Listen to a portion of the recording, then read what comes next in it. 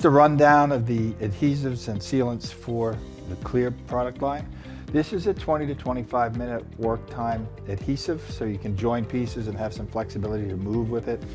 This is a 4 to 7 minute work time. This is when you need a little bit faster production.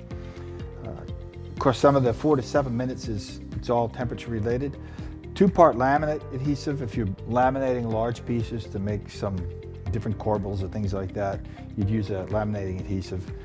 This is the most common adhesive, the cellular PVC is cement. You'll find most contractors use that out in the field.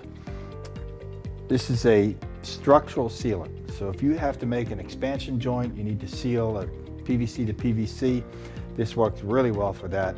And of course, a nail stick for when you have to fill nail holes in any of the millwork that you put together, any of the cellular PVC that you put on the wall.